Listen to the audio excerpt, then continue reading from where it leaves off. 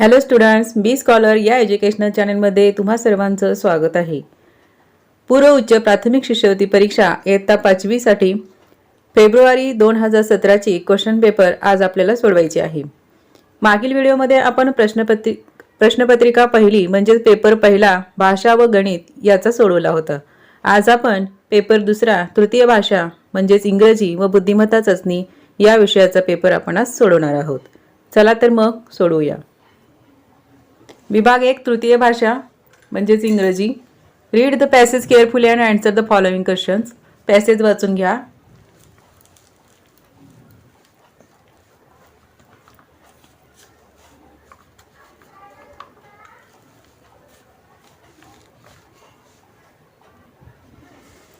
How many sports are mentioned in the above passage.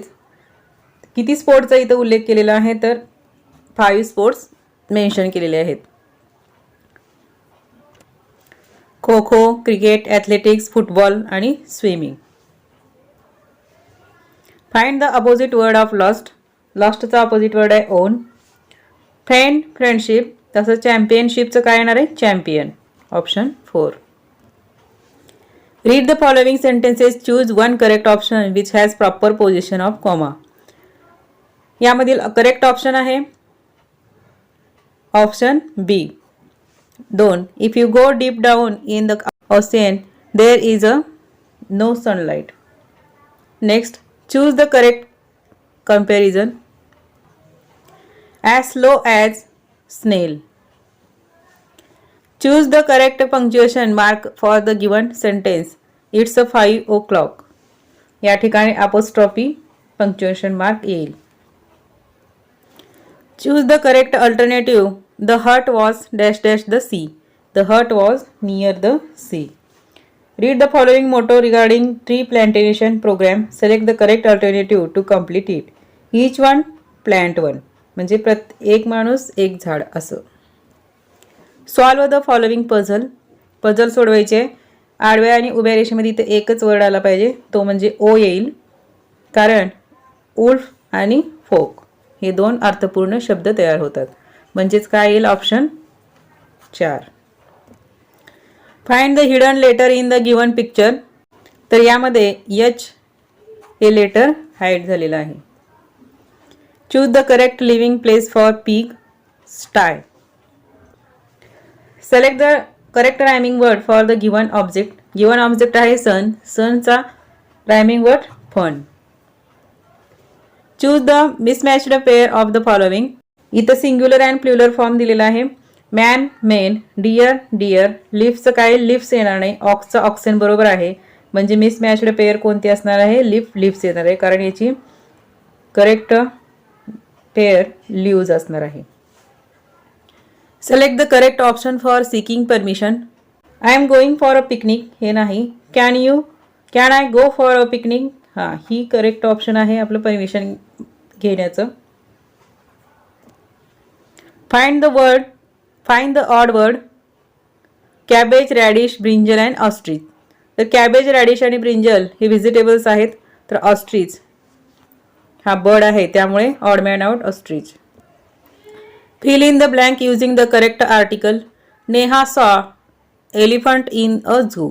Elephant E म्हणजे vowel आहे. ओवेलने जर सुरू झाले असेल तर अँड हे आर्टिकल यूज केलं जातं. म्हणजे Neha saw and elephant in a zoo. Read the words in the following diagram. Choose one correct punctuation mark. Hurray, oh, wow आणि ब्रॅवो. तर हे काय एक्सक्लेमेटरी वर्ड आहेत, म्हणून इथं एक्सक्लेमेशन मार्क या ठिकाणी पंक्च्युएशन मार्क येईल. Choose the correct alternative. 10 lakh साठी काय येणार आहे अ मिलियन. इथं 10 लाख तर ऑप्शन नाही आहे, म्हणून ए मिलियन. 10 लाख बरोबर ए मिलियन होतं. Select the correct option. 15 August is our Independence Day. Choose the correct greeting for the options. Ajay was ill. Rishikesh visited him in hospital. He said dash dash before leaving hospital. हॉस्पिटलमध्ये भेटायला गेल्यानंतर तो काय म्हणणार आहे welcome का नाही. Go to another doctor no. Congratulation नक्कीच नाही. तर गेट वेल सून म्हणजे तू लवकर बरा हो असं त्या ठिकाणी ग्रीटिंग येणार आहे.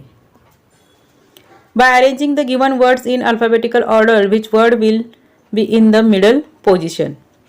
पहिले आपण याला अल्फाबेटिकल ऑर्डरनुसार लावून घेऊया. त्यामधील पहिल्यांदा येणार आहे ई एफ. ईचे वर्ड येणार आहेत. त्यामध्ये ईचे आहेत 4 वर्ड. 4 मध्ये त्यानंतर आपण दुसरा अल्फाबेट पाहणार आहोत. दुसरा alphabet E L B O आणि बाकीचे इतर ठिकाणी 3 आहेत. म्हणजे पहिला वर्ड काय असणार आहे? एल्बो. त्यानंतर ई वाय आता या तिन्हीच्याही आहे, म्हणून तिसरं अक्षर आपण पाहूया. तिसरंही सेमच आहे. त्यानंतर चौथं अक्षर पाहूया. इथं यल आहे आणि इथं मात्र बी आहे, म्हणजे आयब्रो सेकंड येईल.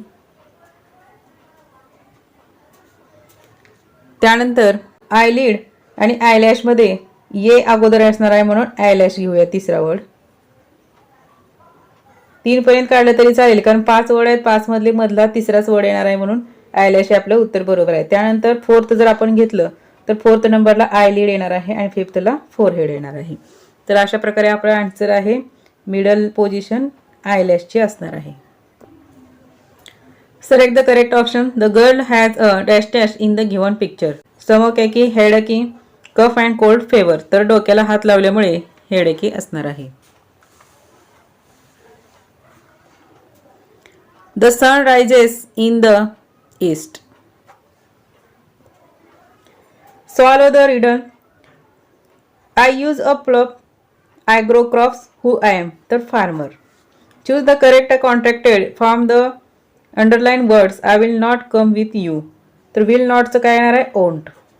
विभाग दुसरा बुद्धिमत्ता चाचणी. त्यामध्ये पहिला प्रश्न आहे दे न व सं ह श ही अक्षरे जुळून अर्थपूर्ण शब्द तयार करा व तयार झालेल्या अर्थपूर्ण शब्दातील दुसऱ्या व 5व्या अक्षरापासून तयार होणाऱ्या शब्दाचा खालीलपैकी समानार्थी शब्द कोणता आहे. आता यापासून अगोदर आपण शब्द तयार करूया. तो शब्द तयार होणार आहे संदेशवहन. आता यामध्ये दुसरा आणि 5वा अक्षर. दुसरा आहे दे आणि 5वा आहे ह. देह या शब्दाचा समानार्थी शब्द कोणता? तर काया. मित्रप्रेम, कर्तृत्व, ईश्वरनिष्ठा, ध्रुव, राष्ट्रभक्ती, हृदय शस्त्रक्रिया या शब्दामध्ये एकूण किती जोडाक्षरे आले आहेत. आता या ठिकाणी पाहूया आपण. कर्तृ 1 2 3 4 5 6 7 8 9 10 आणि हे प्रयोग 11, म्हणजे 11 या ठिकाणी जोडाक्षरे आलेली आहेत. वरील संख्यामध्ये 3 ने भाग जाणाऱ्या संख्यांचा चढता क्रम लावल्यास मध्यभागी कोणती संख्या येईल. यामधील चढता क्रम असणाऱ्या संख्या अगोदर आपण इथं लिहून घेऊया. तर त्या संख्या आहेत 900 चढत्या क्रमाने घेऊया. त्यानंतर 522 ला भाग जातो. त्यानंतर 351 222 आणि 105 असं आपण चढत्या क्रमाने या संख्या 3 ने भाग जाणार आहेत या गटातील. तर यामधील आपल्याला काय विचारलेलं आहे? मध्यभागी कोणती संख्या येईल. तर 351 ही संख्या येणार आहे. वरील अक्षरमाळेतील उजवीकडून 25वे 12वे 22वे व 18वे अक्षर घ्यायचे आहेत. आता उजवीकडून 25वे अक्षर आपण प्रथम घेऊया या साइडने. मग 25वे अक्षर कोणतं येणार आहे? ए येणार आहे. ए. त्यानंतर 12वे अक्षर एन, 22वे अक्षर डी आणि राहिले 18वे अक्षर. तर 18वे एच आहे. मग यापासून कोणता शब्द तयार होईल? तर हँड हा शब्द तयार होईल. यामधील आपल्याला पहिलं अक्षर सांगा म्हणलेलं आहे, ते येईल एच. 30 ते 34 साठी सूचना आहे. गटात न बसणारं पद आपल्याला ओळखायचं आहे. बटाटे, मुळा, गाजर, रताळे. तर ही जी आहे ती कंदमुळे आहेत. बटाटे हे भाजीपाल्यामध्ये मोडतो, त्यामुळे बटाटे हा वेगळा गट आहे. आता यामधील वेगळा गट आपल्याला शोधायचा आहे. आता इथं काय होईल? तर हा दुसरा पर्याय आपला वेगळा गट येणार आहे. कसा?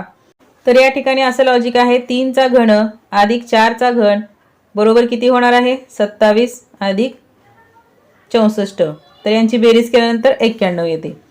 तसंच इथं जर आपण केलं तर काय येईल? 2 चा घन अधिक 3 चा घन बरोबर 8 अधिक 27 जर केलं तर काय येणार आहे? 35 येणार आहे. पण इथं दिलेलं आहे 36. आता इथं पाहूया आपण तिसऱ्या ऑप्शन मध्ये 5 चा वर्ग अधिक घन 2 चा घन बरोबर 125 अधिक 8 बरोबर 133.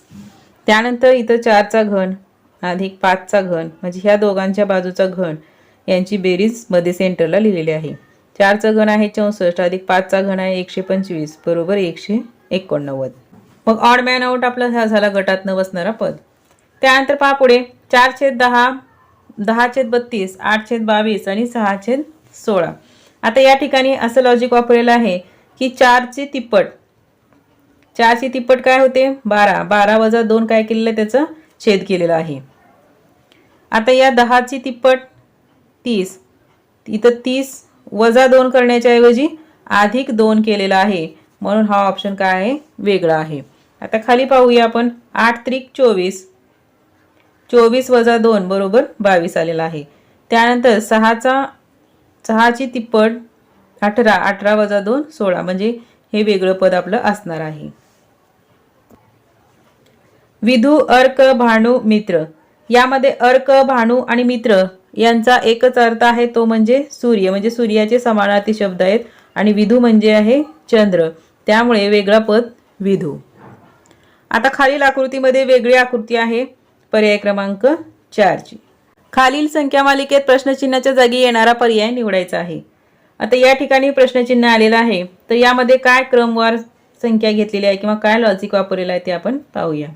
आता यामध्ये 14 मधील अंकांची बेरीज घेतलेली आहे आणि 30 बेरीज काय केलेली आहे त्याच अंकामध्ये मिसळलेली आहे, म्हणजे 14 अधिक 1 अधिक 4 बरोबर काय येणार आहे 19, म्हणजे पुढचा नंबर येणार आहे. तसंच 19 मध्ये बघा, आता 19 मध्ये 1 अधिक 9 अधिक 19 तीच संख्या मिळवायची आहे, तर पुढे येणार आहे 29. अशा प्रकारे त्यांनी करत गेलेले आहेत. मग इथं 52चं पाहूया आपण. 52 मध्ये 5 अधिक 2 अधिक 52 बरोबर 59. तर आता 59चं करायचं आपल्याला. 59 मध्ये 5 अधिक 9, 59 अधिक 5 अधिक 9 बरोबर किती येणार आहे 73, म्हणून ऑप्शन 4 हे उत्तर बरोबर आहे. पुढील संख्या मालिकेतील चुकीचे पद ओळखा. यामध्ये चुकीचे पद आता कोणते आहे पाहूया आपण. काय संबंध लावलेला आहे, तर 14 आणि 18 यामध्ये असा संबंध लावलेला आहे की त्यांनी हे 14 आणि यामधील जे अंक आहेत त्यांची पण अंकांची बेरीज करून त्यात मिसळले, म्हणजे गुणाकार केलेला आहे. 14 अधिक 4 एके 4 बरोबर 18 केलेला आहे. त्यानंतर 18चं करून पाहूया आपण. 18 अधिक 8 एके 8, 18 आणि 8 26, म्हणजे ह्या मधल्या अंकांचा गुणाकार केलेला आहे त्यांनी. तसंच करत गेलेलं आहे इथं 26 गुणिले, आता 26चं करूया आपण. 26 बरोबर काय येणार आहे 2 गुणिले 6 अधिक 26 बरोबर 12 अधिक 26 बरोबर किती झाले 38, म्हणजे हा पुढला नंबर इथपर्यंत बरोबर आलेला आहे. आता त्यानंतर 38चं करूया. 38 बरोबर 3 गुणिले 8 अधिक 38, 8 त्रिक 24 अधिक 38 किती होतात 8 आणि 4 12, 62 होतात, म्हणजे हेही बरोबर आहे नंबर. आता त्यानंतर पुढील नंबर घेऊया आपण. 62चं करून पाहूया. 62 बरोबर 6 गुणिले 2 अधिक 62 बरोबर 6 आणि 2 12, 12 अधिक 62 किती होतात 74 होतात. पण इथं 74 दिलेलं का नाही, म्हणजे 76 दिलं, म्हणजे 76 हे आपलं चुकीचं पद आहे. आता पुढचे नंबर बरोबर येते का बघूया. आता 74चं करून बघूया आपण. 74 बरोबर 7 गुणिले 4 अधिक 74 बरोबर 7 चौक 28 अधिक 74 जर केलं तर 102 येणार आहे, म्हणजे चुकीचं पद 76 आहे. दिलेल्या अक्षरमालिकेतील प्रश्नचिन्हाच्या जागी अक्षरांचा कोणता समूह येईल. आता या ठिकाणी पहा, ए नंतर 2C मग परत ए, परत डी चे 3 झालेले आहेत, त्यानंतर परत ए दिलेला आहे. ए नंतर इथं ई चे किती होणार आहेत, म्हणजे 2 3 5, 5 वेळा येणार आहे इथं. 1 2 3 4 5, म्हणजे इथं ई येईल पहिल्यांदा. त्यानंतर परत काय येणार आहे ए येणार आहे. आता त्यानंतर एफ जो आहे तो 7 वेळा येईल, म्हणजे 2 3, म्हणजे मूळ संख्या ज्या आहेत त्या मूळ संख्याच्या अंका एवढे काय केलेले आहेत त्यांनी, हे मधले अल्फाबेट घेऊन त्यानंतर ए आलेला आहे. मग ई नंतर एफ किती वेळा येईल 7 टाइम्स येईल, म्हणजे 1 2 3 4 5 6 आणि इथे एक एफ, म्हणजे ई ए एफ हे काय येणार आहे अक्षरांचा समूह त्या ठिकाणी बसणार आहे. पुढील आकृत्यामध्ये विशिष्ट प्रकारचा क्रम आहे, तो क्रम ओळखून प्रश्नचिन्हाच्या जागची आकृती आपल्याला शोधायची आहे. आता यामध्ये काय क्रम आहे, तर ती ही आकृती 90 अंशामध्ये क्लॉकवाईज दिशेने, म्हणजे घड्याळाच्या दिशेने फिरत आहे 90 अंशामध्ये. त्यामुळे ही आकृती जर 90 अंशामध्ये जर इकडे फिरली तर काय होणार आहे, घड्याळाच्या दिशेने या साईडला येणार आहे, म्हणून पर्याय क्रमांक किती. पुढील संख्या मालिकेतील चुकीचे पद ओळखा. आता यामध्ये चुकीचं पद पाहूया आपण, काय लॉजिक लावलेलं आहे. 26 वजा 37 केलं तर ह्या दोघांमध्ये 11चा फरक आहे. त्यानंतर या दोघांमध्ये 13चा फरक आहे. या दोघांमध्ये आता 17चा फरक असायला हवा. का? कारण हे 11, 13, 17, 11, 13, 17, 19, 23 ह्या काय सगळ्या क्रमवार मूळ संख्या आहेत. मग आता इथं 17 असेल तर 50 अधिक 17 किती होतात? 67. म्हणजे या ठिकाणी 67 यायला पाहिजे होतं, पण इथं आलेलं नाही, म्हणजे 63 ही चुकीचं पद आहे. आता 67 मध्ये आपण त्याची क्रमवार मूळ संख्या कोणती? 19 मिसळून पाहूया. तर ही जर मिसळली तर बरोबर 86 येते. आणि 86 मध्ये त्या पुढील क्रमवार मूळ संख्या 23 मिसळून पाहूया आपण, तर 109 येते. म्हणजे आपलं चुकीचं पद 63 आहे. या ठिकाणी काय असायला पाहिजे होतं? 67 असायला हवं होतं. रेषेला बिंदू म्हटले, बिंदूला किरण म्हटले, किरणाला त्रिकोण म्हटले, त्रिकोणाला चौकोन म्हटले, चौकोनाला वर्तुळ म्हटले आणि वर्तुळाला जर आयत म्हटले तर जीवा हा घटक कोणत्या आकृतीत काढता येईल? आपल्याला जीवा हा घटक वर्तुळामध्ये काढता येतो हे माहिती आहे, पण वर्तुळाला या ठिकाणी काय म्हटलेलं आहे? आयत म्हटलेलं आहे. म्हणून आपलं उत्तर आयत असेल. आई व मुलगा यांच्या आजच्या वयाची बेरीज 52 वर्षे आहे व त्यांच्या वयातील फरक 28 वर्षे आहे, तर मुलाचे 2 वर्षानंतरचे वय किती होईल? मुलाचे आजचे वय x मानू, मग आईचे आजचे वय काय होईल? x अधिक 28. का? कारण दोघांच्या वयातील फरक किती आहे? 28 वर्षे. म्हणजे आई ही 28 वर्षांनी मुलापेक्षा मोठी असणार आहे. आता काय म्हटलेलं आहे? त्यांच्या आजच्या वयांची बेरीज ही 52 वर्ष आहे. म्हणजे आपल्याला एक समीकरण मिळेल. या दोघांच्या वयांची बेरीज 52 वर्ष आहे. x मुलाचे वय अधिक आईचे वय काय? x अधिक 28 बरोबर 52. हे आपल्याला एक समीकरण मिळालेलं आहे. आता हे सोडवायचं आहे आपल्याला. x अधिक x 2x अधिक 28 बरोबर 52. आता पुढे काय होईल? हे 2x इथंच राहील. 52 हे अधिक 28 वजा 28 होईल. बरोबर किती मग? 52 वजा 28 इथं 24 येणार आहे, वजाबाकी चुकलेली आहे माझी थोडी. 24 तर 2x बरोबर 24 असेल तर x बरोबर काय येईल? 24 भागिले 2 म्हणजे x बरोबर 12 वर्षे. हे मुलाचं वय आहे. मुलगा किती? आज त्याचं वय किती आहे? 12 वर्षे. तर त्याचं काय विचारलेलं आपल्याला? 2 वर्षानंतरचं वय विचारलेलं आहे. मग 2 वर्षानंतर मुलगा किती वयाचा होईल? 12 अधिक 2 14 वर्ष. दररोज एक पेपर याप्रमाणे सोमवारी भाषा विषयाने परीक्षेची सुरुवात झाली. मराठी व इंग्रजी विषयाच्या परीक्षेच्या पेपर दरम्यान परिसर अभ्यास विषयाचा पेपर होता. आता ज्याप्रमाणे अटी दिलेत त्याप्रमाणे आपण घेऊया. पहिल्यांदा काय सांगितले? सोमवारी भाषा विषय, म्हणजे इथं सोमवार घेऊया. सोमवारी कोणता? भाषा विषय. त्यानंतर मराठी व इंग्रजी या विषयाच्या परीक्षेच्या पेपर दरम्यान, म्हणजे मराठी हा पण मराठीच विषय आहे, या विषयाच्या पेपर दरम्यान परिसर 2 होता. आता आपण अगोदर इथं सगळे वार लिहून घेऊया. मंगळवार, बुधवार, गुरुवार, शुक्रवार आणि शनिवार. शनिवारपर्यंतच पेपर असतील कारण रविवारी सुट्टी असते. शनिवारी इथं पेपर आहे नसेल बहुतेक. पाहूया आपण काय आहे ते. आता त्यानंतर काय म्हटलंय? मराठी व इंग्रजी या विषयांच्या परीक्षेच्या दरम्यान. मराठी आणि इंग्रजी यांच्या दरम्यान म्हटले, म्हणजे इंग्रजी पेपर कधी असणार आहे? बुधवारी. यांच्या दरम्यान कोणता आहे? परिसर 2 आहे. आता इंग्रजी विषयाच्या पेपरनंतर गणित विषयाचा पेपर होता. इंग्रजीच्या नंतर काय होता? लगेच गणिताचा पेपर होता. त्यानंतर परिसर 2 नंतर तिसऱ्या दिवशी परिसर 1 होता. परिसर 2 इथं आहे, परिसर 2. त्यानंतर तिसऱ्या दिवशी म्हणजे 1, 2, 3 म्हणजे शुक्रवारी परिसर 1 होता. तर गणित विषयाचा पेपर कोणत्या वारी असेल? तर गणिताचा पेपर कोणत्या वारी मिळाला आपल्याला? गुरुवारी. म्हणून पर्याय क्रमांक 3.